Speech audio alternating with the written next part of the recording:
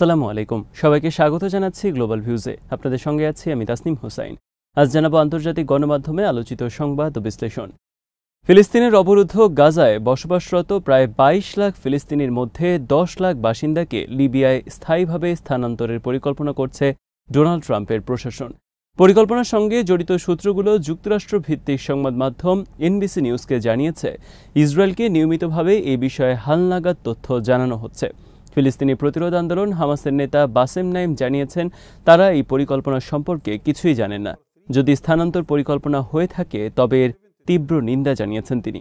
বাসেম নাইম বলেন, ফিলিস্তিনিরা তাদের মাতৃভূমি রক্ষায় প্রতিশ্রুতিবদ্ধ এবং তারা শেষ পর্যন্ত লড়াই করতে এবং তাদের ভূমি, পরিবার ও সন্তানদের ভবিষ্যৎ রক্ষার জন্য যে কোনো ত্যাগ স্বীকার করতে প্রস্তুত। তিনি আরও বলেন, ফিলিস্তিনিরাই সিদ্ধান্ত নেবে তাদের কি করা উচিত এবং কি করা উচিত নয়।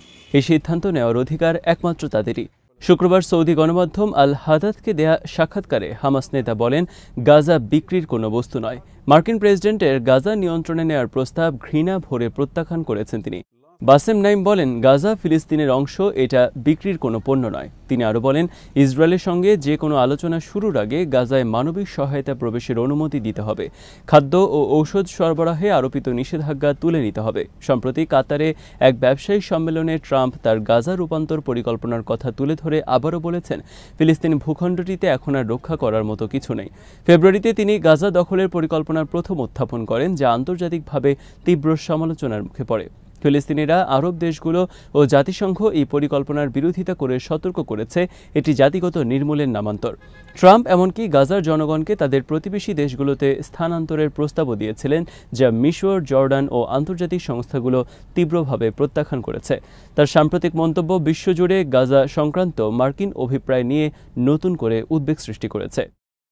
এদিকে শনিবার এনবিসি নিউজের এক প্রতিবেদনে সংশ্লিষ্ট ৫টি সূত্রের বরাত দিয়ে বলা হয়েছে, সদ্য মধ্যপ্রাচ্য সফর সম্পন্ন করা ডোনাল্ড ট্রাম্পের প্রশাসন গাজায় বসবাস করা ফিলিস্তিনিদের স্থায়ীভাবে যুদ্ধবিধ্বস্ত লিবিয়ায় পাঠানোর পরিকল্পনা করছে।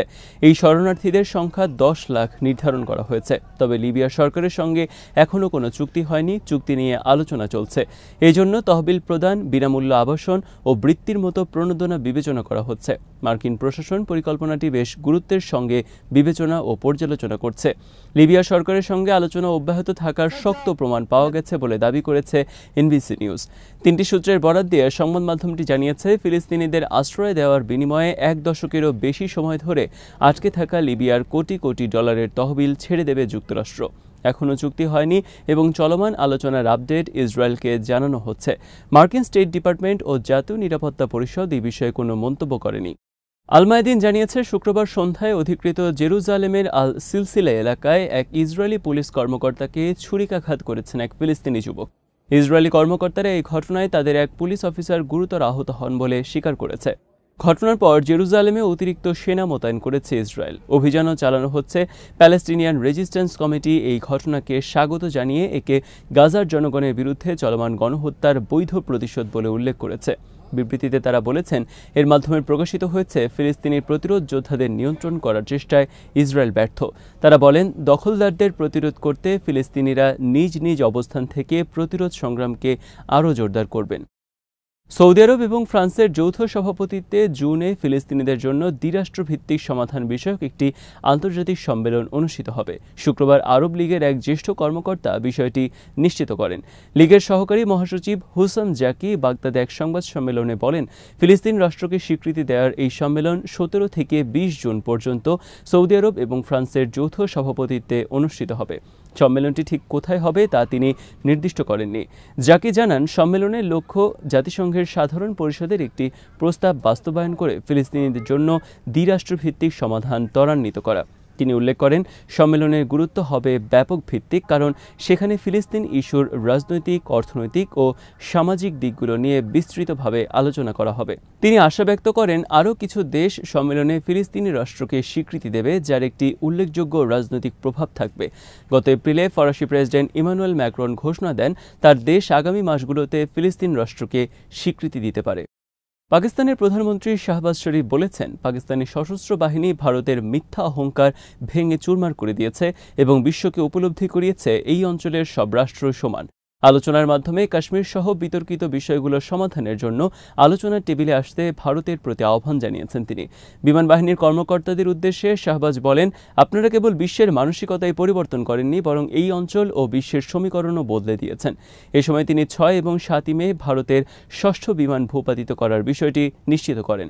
বিধ্বস্ত বিমানগুলোর মধ্যে 3টি রাফায়েল যুদ্ধবিমান, একটি সুখোই SU-30, একটি MiG-29 ও একটি মিরেজ 2000। তিনি বলেন, এটি পাকিস্তান বিমান বাহিনীর যুদ্ধ দক্ষতা এবং সশস্ত্র বাহিনীর অটল সংকল্পের প্রমাণ। এসব যুদ্ধবিমান ছাড়াও পাকিস্তানি বাহিনী মোট 85টি ভারতীয় ড্রোন ধ্বংস করেছে, যার মধ্যে একটি ইসরায়েল নির্মিত হেরন এবং 84টি কোয়াডকপ্টার ও নজরদারি ড্রোন রয়েছে।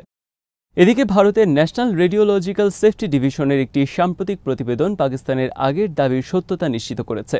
প্রতিবেদনে বলা হয়েছে, ভারতের পাঞ্জাবে অবস্থিত একটি ব্রাহ্মস ক্ষেপণাস্ত্র ঘাঁটি ধ্বংস হওয়ার পর এলাকাটিতে রেডিয়েশন সতর্কতা জারি করা হয়। প্রতিবেদনটি জানায়, দুর্ঘটনার পর ঘাঁটির 3 কিলোমিটার এলাকার মধ্যে বাসিন্দাদের সরিয়ে নেয়ার নির্দেশ দেওয়া হয়। 5 কিলোমিটার এলাকার বাসিন্দারা যেন দরজা জানালা বন্ধ রেখে ঘরের ভেতরে অবস্থান করে, এমন সতর্কবার্তাও দেওয়া হয়। এই রেডিওলজিক্যাল ঝুঁকি জননিরাপত্তা ও পরিবেশ দূষণ নিয়ে গুরুতর উদ্বেগ তৈরি করেছিল। জানা গেছে, 10 মে পাকিস্তানের একটি হামলায় এই ক্ষেপণাস্ত্র ঘাঁটি ক্ষতিগ্রস্ত হয়, যা নিয়ে পাকিস্তান শুরু থেকেই দাবি করে আসছিল।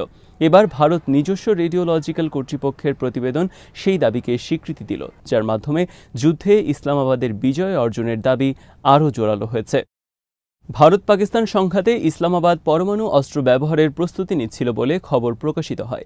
এই সংখ্যা থেকে নয়াদিল্লি যুদ্ধ থেকে সরে যাওয়ার সিদ্ধান্ত নেয় বলে জানায় বিভিন্ন সংবাদ মাধ্যম। ভারতের জন্য কঠিন এক বাস্তবতায় প্রতিরক্ষামন্ত্রী রাজনাথ সিং বৃহস্পতিবার বলেছেন, পাকিস্তানের পরমাণু অস্ত্র আন্তর্জাতিক পরমাণু শক্তি সংস্থার তত্ত্বাবধানে নেওয়া উচিত। রয়টার্স বলেছে, এই মন্তব্য এমন এক সময় করা হলো যখন দক্ষিণ এশিয়ার 2 পারমাণবিক শক্তিধর প্রতিবেশী দেশ কয়েক দশকের মধ্যে সবচেয়ে ভয়াবহ সামরিক সংঘর্ষ থেকে মাত্রই শান্তি চুক্তিতে পৌঁছেছে। কাশ্মীরের শ্রীনগরে সেনাদের উদ্দেশ্যে এক ভাষণে রাজনাথ সিং বলেন, এরকম দায়িত্বজ্ঞানহীন একটি দেশের হাতে পারমাণবিক অস্ত্র নিরাপদ নয়। এই মন্তব্যের পর পাকিস্তানের পররাষ্ট্র মন্ত্রণালয় কড়া প্রতিক্রিয়া জানিয়েছে। বিশ্লেষকরা বলছেন, ভারতের এই বক্তব্য নিজেদের নিরাপত্তা নিয়ে শঙ্কার বহিঃপ্রকাশ।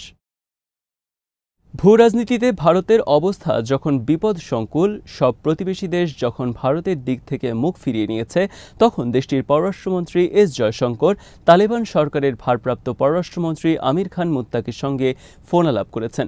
বলা হচ্ছে, এটি আফগানিস্তানের তালেবান প্রশাসনের সঙ্গে ভারতের প্রথম মন্ত্রী পর্যায়ের যোগাযোগ। শুক্রবার ভারতীয় সংবাদ মাধ্যম এনডিটিভি জানিয়েছে, ফোন আলাপের কিছুক্ষণ পর সামাজিক যোগাযোগ মাধ্যম এক্সে একটি পোস্ট জয়শঙ্কর দেন, যেখানে লেখা, আজ আফগানিস্তানের ভারপ্রাপ্ত পররাষ্ট্রমন্ত্রী আমির খান মুত্তাকির সঙ্গে ভালোই আলোচনা হয়েছে। পেহেলগামে সশস্ত্র হামলার ঘটনায় তিনি যেভাবে নিন্দা জানিয়েছেন, তার জন্য আমি গভীরভাবে কৃতজ্ঞ। তালেবানের যোগাযোগ বিষয়ক পরিচালক হাফিজ জি আহমেদ জানান, ফোন আলাপে দ্বিপক্ষীয় বাণিজ্য, ভারতীয় কারাগারে থাকা আফগান বন্দীদের মুক্তি ও প্রত্যাবর্তন নিয়ে আলোচনা হয়েছে। এদিকে ভারত ইস্যুতে একের পর এক কঠোর মন্তব্য করেই চলছে মার্কিন প্রেসিডেন্ট ট্রাম্প। সর্বসাম্প্রতিক খবরে বলা হয়, প্রযুক্তি প্রতিষ্ঠান অ্যাপলের প্রধান নির্বাহী টিম কুককে তিনি বলেছেন, তারা যেন ভারতে আইফোন না বানান। ট্রাম্পের এই বক্তব্যের পর লোকসভার বিরোধী নেতা রাহুল গান্ধী প্রধানমন্ত্রী মোদীকে চিঠি লিখে দাবি করেছেন, যেন দ্রুত সংসদের বিশেষ অধিবেশন ডাকা হয়। সেখানে পেহেলগাঁও, অপারেশন সিন্দুর ও যুদ্ধবিরতি নিয়ে বিস্তারিত আলোচনার দাবি তুলেছেন তিনি। ভারতের অন্যান্য বিরোধী দলও এই সুরেই কথা বলছে। বিরোধী দলগুলো শুরুতে পেহেলগাঁও ইস্যুতে সরকারের পাশে দাঁড়িয়েছিল, অপারেশন সিন্দুর সমর্থন করেছিল, তবে যুদ্ধবিরতির পর তারা এবার প্রশ্ন শুরু করেছেন। সাম্প্রতিক কংগ্রেস ওয়ার্কিং কমিটির বৈঠকের পর প্রস্তাবে বলা হয়েছে, পাকিস্তানের বিরুদ্ধে ভারত যে প্রত্যাঘাত করছিল তা হঠাৎ থামিয়ে দেওয়ায় আমরা বিস্মিত। কেন এটা করা হলো তা স্পষ্ট নয়। ডোনাল্ড ট্রাম্প সবার আগে যুদ্ধবিরতি ঘোষণা করেছেন। তিনি দাবি করছেন, তিনিই 2 দেশের মধ্যে শান্তি স্থাপন করিয়ে দিয়েছেন। তিনি বাণিজ্য বন্ধের হুমকি দিয়ে ভারতকে চাপ দিয়েছিলেন। ভারত সরকার পুরো চুপ করে আছে, এটা মেনে নেওয়া যায় না। অতীতে ভারতের সব সরকার দৃঢ়ভাবে জানিয়েছে, কাশ্মীর হল ভারত ও পাকিস্তানের দ্বিপাক্ষিক সমস্যা, তৃতীয় কোনো দেশের ভূমিকা থাকতে পারে না এখানে। ট্রাম্পের দাবি ভারত খণ্ডন করেনি। আমরা মনে করি আমাদের জাতীয় অবস্থান ও সম্মানের সঙ্গে সমঝোতা করা হয়েছে। বিরোধী দলগুলোর এমন দাবির মুখে বেশ চাপেই আছেন মোদি। অপারেশন সিন্দুরকে সফল দাবি করা জোরে সোরে বক্তব্য দিলেও ট্রাম্পের একের পর এক বক্তব্যের ব্যাপারে মুখে কুলু পেটে রেখেছেন তিনি। ট্রাম্পের সাম্প্রতিক বক্তব্যগুলো ভারতকে বিপাকে ফেলে দিয়েছে বলে মনে করছেন বিশ্লেষকরা। রাজনৈতিক বিশ্লেষক অধ্যাপক বিশ্বনাথ চক্রবর্তী বলেছেন, ট্রাম্প এসব মন্তব্যের মাধ্যমে ভারতকে ধরাশয়ী করেছেন। ভারত আঞ্চলিক প্লেয়ার থেকে আন্তর্জাতিক প্লেয়ার হতে চেয়েছিল, সেই ভারতকে বিশাল ধাক্কা দিয়েছেন ডোনাল্ড ট্রাম্প। আজ এখানেই শেষ করছি। সবাই ভালো থাকুন, সুস্থ থাকুন আর দেখতে থাকুন বিডি ভিউজ। চ্যানেলটি ভালো লাগলে সাবস্ক্রাইব করুন, সংযুক্ত থাকুন আমাদের ফেসবুক পেজে। আল্লাহ হাফেজ।